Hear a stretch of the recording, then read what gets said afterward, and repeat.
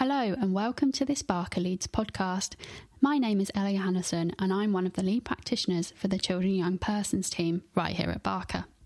Today's podcast is all about the Targeted Family Support Wellbeing Service, or as we like to call it, TFS. The service supports young people and their families who have been affected by substances or alcohol. Later, you'll hear from young people who are currently being supported by Hannah and Sophie, our wellbeing workers for the project.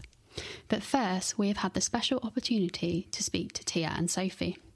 Now, Sophie, as mentioned before, is one of the wellbeing workers for the service. And Tia is currently a Community Support Navigator, also here at Barca. However, in 2013, Tia and her family were referred to the TFS Wellbeing Service and supported by Sophie. Today, Tia is thriving and she has agreed to be interviewed with Sophie to reflect on her time being supported and share the impact the service has had on her life today.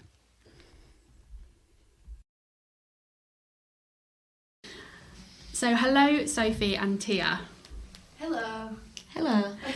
So my first question is for Sophie. So Sophie, please could you explain for the listeners what the TFS Wellbeing Project is and how it supports young people and families? Yeah, so the TFS Wellbeing Project is a service provided to families in Leeds who predominantly work with the children of the families, but we can offer some wider family support, and it's the main referral criteria is children who've been impacted by parental substance misuse, mental health, domestic violence, that type of sort of environment. Thank you. Could you just explain to me a little bit more about your role in the project and how you actually came to support Tia as a young person? Yes, so we take referrals from schools, from clusters, from children's social care.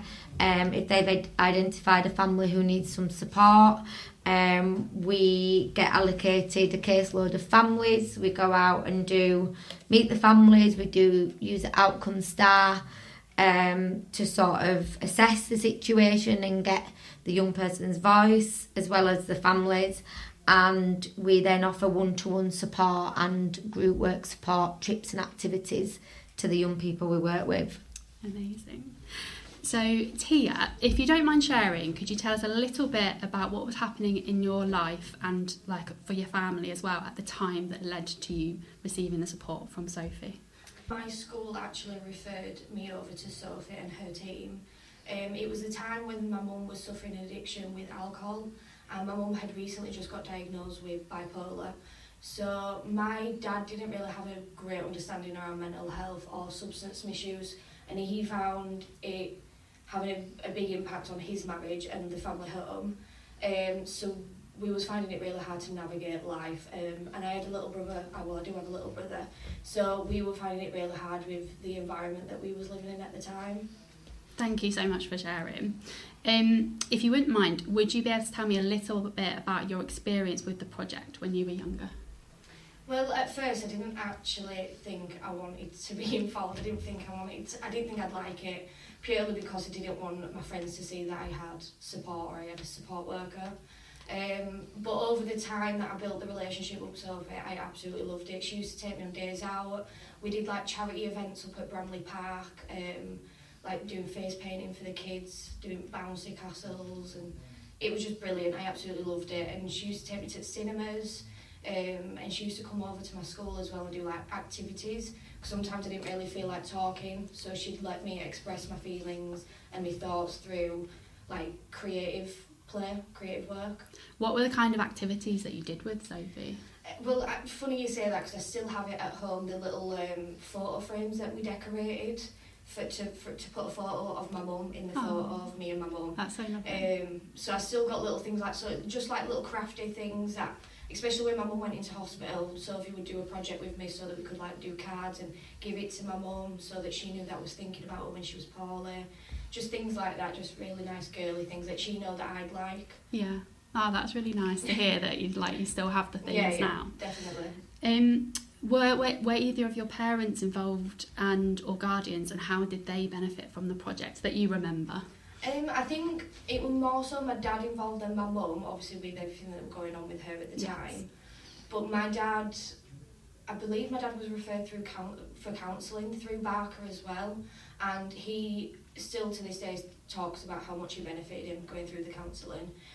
Me as kids, me and my brother, we didn't really go through that. We went through Sophie, but my dad had all the support through the counselling, and he really thrived from it. Was the counselling through Barca as well? Yeah. That's one of the great things about Barca, isn't it? That we've got all these other things that we can refer into. Yeah. So Sophie, is there anything that you remember specifically maybe about Tia when you first began working with her? If Tia is happy for you to share. And could you share some of the work that you did with her, such as like activities or sessions that were completed, or other ways that you were able to help Tia? Yeah, so I remember the first time meeting Tia, which you didn't think I'd remember her. And like you say, Tia, you're a bit unsure about the support. Obviously for young people it's quite, you know, what's going on in the family is usually kept private. Yeah. So if you're seen being pulled out of class or you're seen like accessing support, that can be a bit of a barrier. I think also not knowing what your work is going to be like and if they're going to be judgmental and but obviously we're youth work background, so it's very sort of informal approach. And I think I'd just give Tia that time and space to talk. We'd talk about boyfriends, we'd talk about her mum, we'd talk about her dad, you know, what we're going in her dad's partner, stuff like just general teenage stuff. But then there was obviously also the hard-hitting stuff, what was going on as well, which we then could speak about as we needed to. I think the beauty of TFS is you get up to 6 months and longer if needed, so you don't have that pressure of sorry, we've done 12 weeks, we're closing. It can take weeks to build up a relationship and trust with somebody, and sometimes it's an inappropriate time to close and it's an insensitive time to close, and you don't, you know, it's not fair to close. And I think that's kind of what happened when Tia's mum fell poorly, and we was able to remain open, and as Tia said, we was able to refer her dad into the service at Barca. If ever he was worried about you guys, he could ring me anytime. And I think as time went on, at the beginning I didn't have any contact with your mum, and then as time went on I realised I needed to reach out to Tia's mum because it was really hard to provide the full amount of support without her voice, without I think at the time she wasn't accessing some forward leads or anything like that. So that's when we reached out to Tia's mum. I think your dad might not have trusted us to do that at the beginning, but we'd built that relationship. And then we got involved a bit more with Tia's mum then. And do you remember we used to do some joint sessions at your mum's flat? The three of us. Because obviously there was a lot of difficult emotions going on, because with addiction there's a lot of hurt.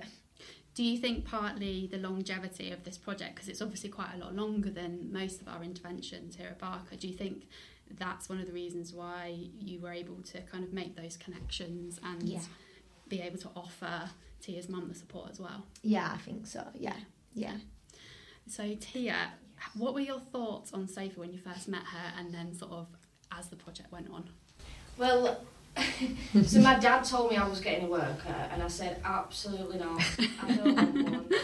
And he said, no, you'll really like her. I met her, she likes the things that you like, she wears JD clothes, because at the time I liked my JD. So I said, right, okay, well, I'll give her the chance. And when I first met her, I liked her, but I just didn't want the support, so it was really hard for me to get over that at the start. But then I actually realised she was pretty cool. And I could trust her. And that I could trust her. So it was nice because I didn't like talking to my friends about the situation, because my friends, they didn't get it. They had both parents at home that was normal parents. So it was nice to speak to someone that just got it. And then just didn't judge me for having the life that I had. And sometimes if I were acting like a bit of a teenager, you naughty teenager, it's alright, because I was still going to get to see Sophie, and you know, it was just nice to have that person to rely on. So do you feel like having Sophie in your life did make an impact and change things for you? Yeah, definitely. I think I'd be on a completely different path if I didn't have Sophie at the time. Okay. So to both of you, Were there any approaches or particular moments that either of you felt like had a particular impact at the time?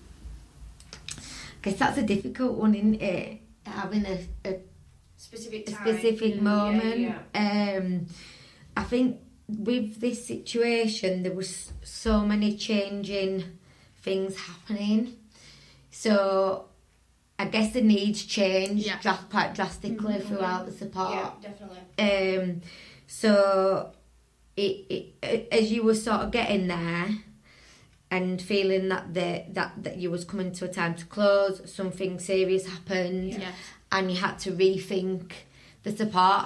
And to be honest, it's something that's never happened in my line of work before. And you kind of think, am I equipped to deal with this? You don't ever want to make a situation worse. But I guess we worked together, all of us, and these guys were honest with me about what was helpful and what wouldn't be helpful, and we kind of built that trust up there. So it's hard to pinpoint a moment when there's quite a lot of traumatic things going on in somebody's life. So do you think it was more the consistency of the support that actually... Definitely. Because it was like Sophie was just saying, there were a point where she was going to have to close me and things were settling or stable, and that's when I realised, absolutely not, Sophie, I need you.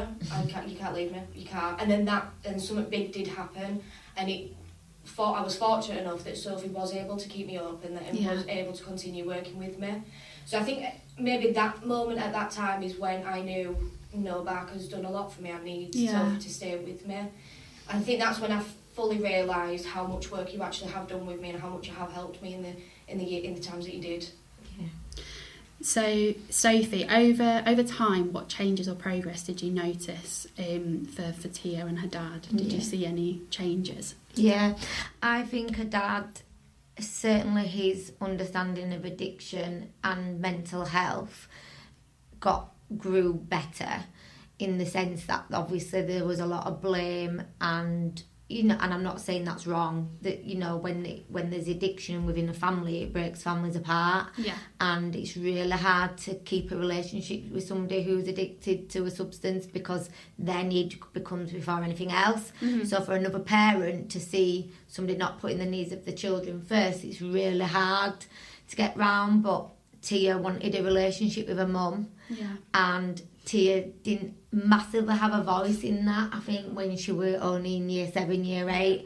That's where I was able to mediate between and be a voice for Tia and a brother, and try get her dad to see it from a different perspective. Yes. But also understanding why he felt the way he felt. Yes. So I feel that helped. I feel getting her mum to see it from her dad's perspective a little bit as well, and also helping you rebuild that relationship back up with your mum a little bit, because it had broken down because people were upset and hurt, and that was able to that did improve. It was rocky because of addiction. It is, but you had a better relationship. Definitely. So it sounds like a lot of your role at times were being as like a family mediator role. Yeah.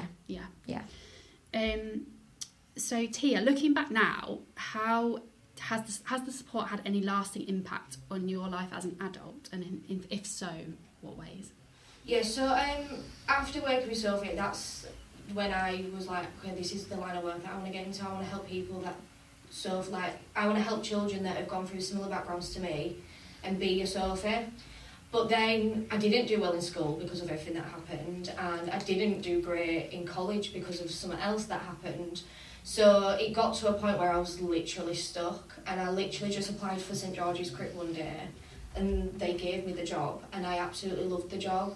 And then as I've continued working at the Crypt, I've understood that Barca have different avenues within their within the sector, and they work with homeless people as well. And I truly believe if it wasn't for Sophie and my knowledge around the Barca company and the support I received from Barca, I wouldn't have even thought about getting into this line of work, and believing that I could help people that have gone through not so similar to background to what I have, but similar background that my mum had come from. Yeah.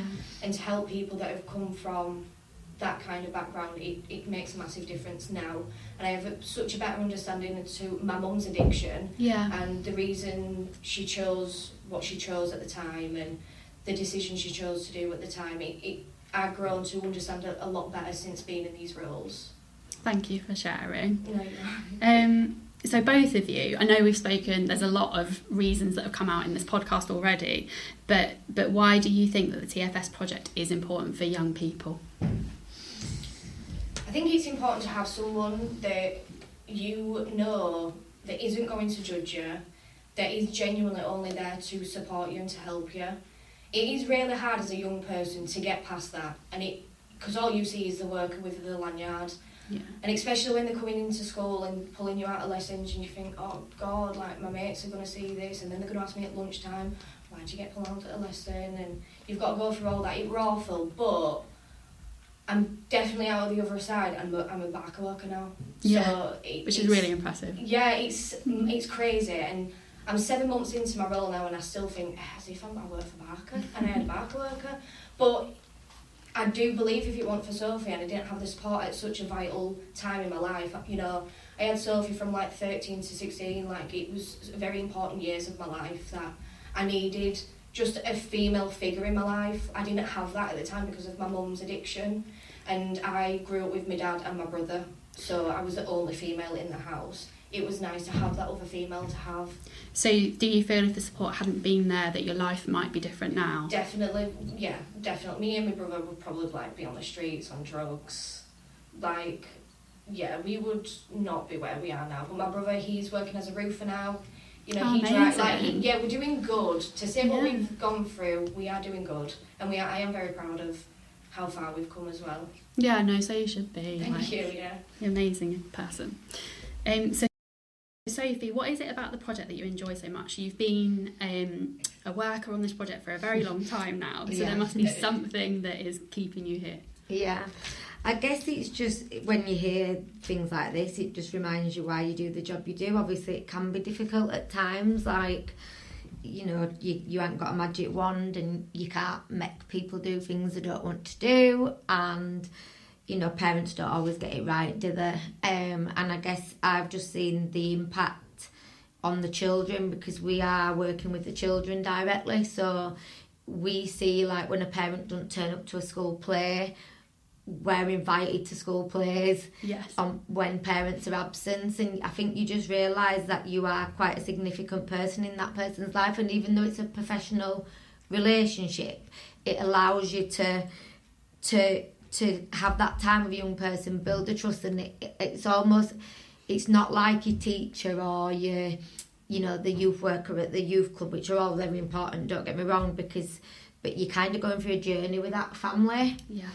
And I think, you know, Tim made a valid point about like being pulled out of class and things, and it's all good feedback really that young people, you know, you can meet them out of school, you can go do visits, and you build that trust till you're not bothered that you're coming up to school and taking them out of class because your friends stop questioning it because they know you were your worker and they don't even, do you know what I mean? Yeah.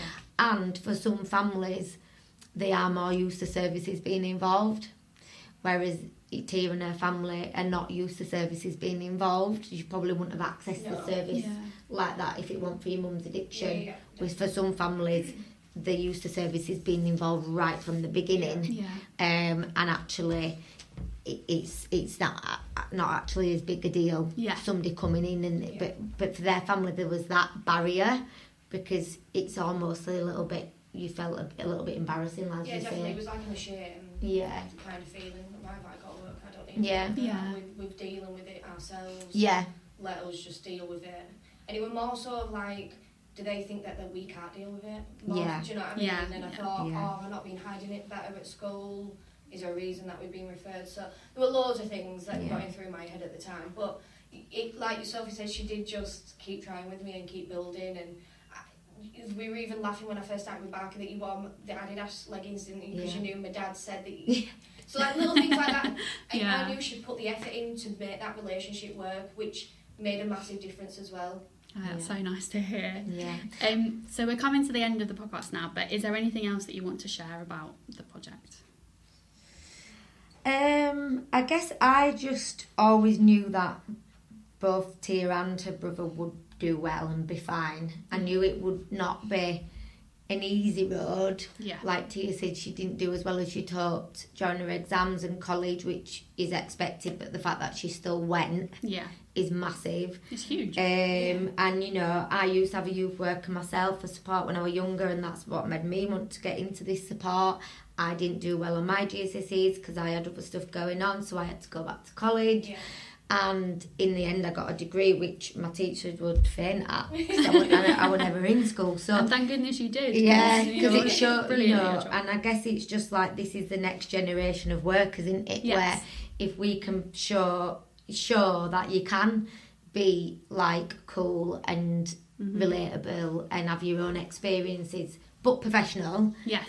And, you know, support young people, then young people can then... This will continue, and hopefully more and more people. You find a lot of in drug services, a lot of people who work in drug services have had addiction. Yeah, lived experience. So it's you know it's really positive that Tia's actually now working for Barca, and can't believe it. It's really good. It's really, really nice. So Tia, we have, as I've mentioned before, we've been able to interview you today as you've said, you're actually now a member of staff here at Barca. Could you maybe explain a little bit about the role that you're doing now and why you chose that line of work? Yeah, so I come from St George's Crypt, which is a homeless hostel in Leeds City Centre. I'd worked there for the last 4 years. I saw this job opportunity come up last year. It was a new service was a part of Leeds City Council. That the government has recently just funded. So it's a 3-year funding service for homeless people that have struggled in and out of temporary accommodation, and that have struggled just sustaining a tenancy altogether, and that have been on and off of the streets for numerous of years. So this service was made to help people hopefully sustain this tenancy, so they'd have the full wraparound support. I'd come in as a housing worker, but they'd have also a mental health worker, a forward leads worker for the substance misuse. We've got an art therapist, we've got a psychologist working with us, and we have 15 cluster properties in total around Leeds, which means that we've taken 15 rough sleepers off the streets and moved them to the properties. And we've also got 15 self-contained flats within the core provision, which is it used to be a St George's Crypt site up on Burley Road, but now it's been changed into this core provision. So 15 other homeless people have also moved into these flats, and we support the clients to sustain this tenancy for the next 3 years, hopefully with the funding extending after the 3 years. Fingers crossed. Fingers crossed. It sounds like a really vital project for Leeds City Centre. Yes, it's really exciting because it's brand new as well, so we can make it of what we want. We don't have to, I'm not having to step into someone else's team. This team is a brand new team, and we're making it of what we want and how we want it to work, which I absolutely love. And we've got a caseload as well, so we get to manage our own caseload. You get to build that relationship up with those specific clients. Yeah, it's just really good. And I'm only 7 months in, so it is still brand new, but I'm enjoying it so far. Can I ask what did your dad think? He, at first, when I first got the job at the Crypt, he was very because I was 18 when I first got the job at the Crypt. And he was like, maybe you should just get a job in a cafe for now. But I was adamant, I was like, no, this is what I want to do, and I need to get my foot in the door now. And I really liked it at the Crypt. I love the chaos. I hate being sat behind a desk all day. It fries my brain. Yeah. So then when this came up, and I knew it was an outreach job, and I'd be driving here, there and everyone, seeing different people, doing completely different training, he's just so proud of me. And I've recently just qualified as a mental health first aider. I've just Amazing. done a 2-day course with Barca. So he's just absolutely over the moon that I've even got this far after everything that we've been through over the last few years. Well, I think it's really, really evident from speaking to you today. This is the first time that I've met Tia, that you're going to go really, really far. Oh, thank you. I really appreciate that. Yeah. Well, thank you so much, both of you, for coming in today. Thank you for having me. And goodbye. Bye. Goodbye. Thank you again to Sophie and Tia. It was so nice to see how well Tia is getting on. This last section of the podcast, we hear from current young people who are receiving support. I met them at the TFS Wellbeing group, and they kindly took time away from their biscuit decorating to speak to me. So how do you think that this group helped you? It helps you with confidence, and it helps me because Sophie tells people that whoever being mean to me needs to stop. Are there any activities that you've been doing at this group that you really enjoy? Laser tag. Laser tag. It was fun because me and my sister and my brother were all on a team, and it was really fun because I like being on a team with my family. Yeah, it's really fun, laser tag, isn't it? Had you been to laser tag before? Never. So this was the first time. Do you want to go again? Would you want to go again? Yeah. Yeah. How do you feel after the group? So once you've been to the group? I feel good about it because it makes life easier, and it's fun to come. What would you say the best thing about this group is? Sophie and Bryony. So the people that you've met in this group and your worker? And you. And me! Thank you. Can you think of like one time where Sophie has really helped you? When I was at school and I found something tricky and she came at the right time. Yeah. Can you remember what she did? She may have calmed me down. So what has been your favourite activity that you've done at the group? Playing and enjoying, and Sophie taking me to gymnastics. Sophie got me into gymnastics. I go every Tuesdays. What is your favourite thing about working with Sophie? Staying calm and being happy around other children and Sophie. It helps. Sophie helps because she gives a nice big smile, and I like to see her smile. And whenever I have a tough time, she comes and helps. And I like to see her mostly because it just makes me happy to know that I'm coming to the group. Is there anything else that you want to say about the group? Thank you! Firstly, how do you feel the group helped you? They helped me with my confidence in speaking, and the group is actually really nice to go to when you have like a disability, and they'll help you learn to overcome it. So what are the kind of activities that you've been doing in the group?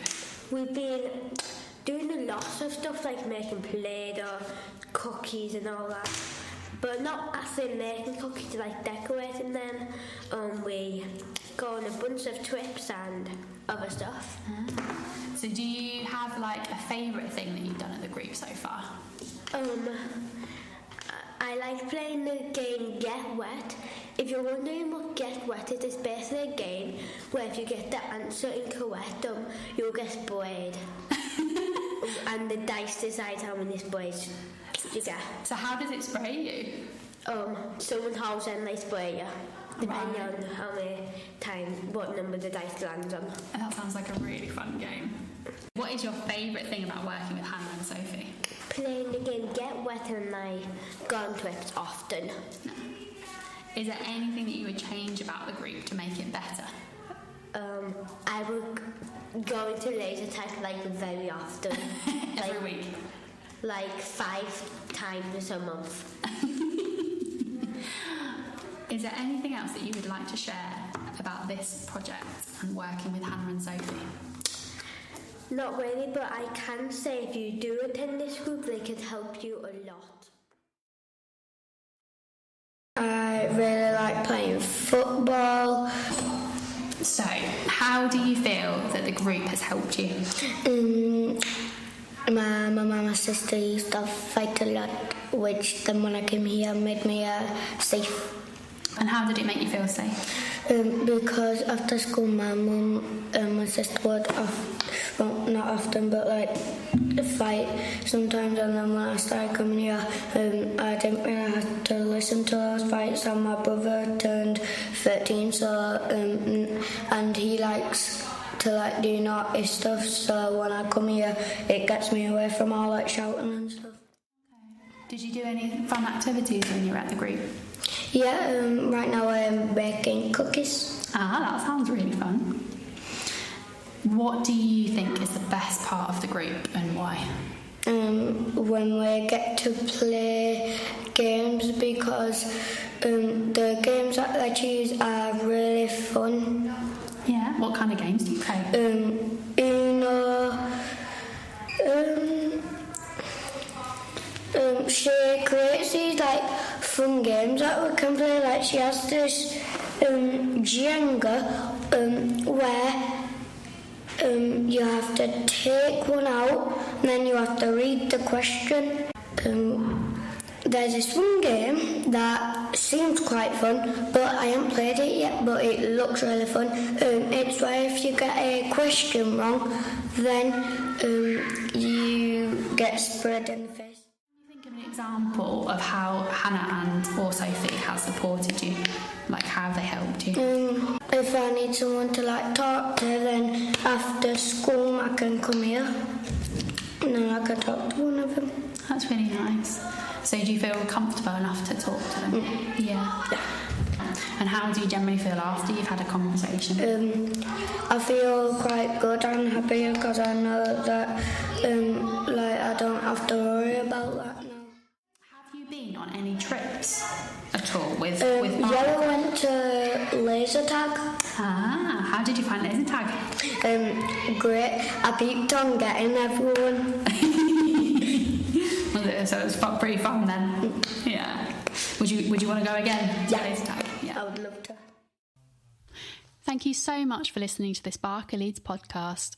I hope you've learned lots about the TFS service and how it supports young people and enhances their lives.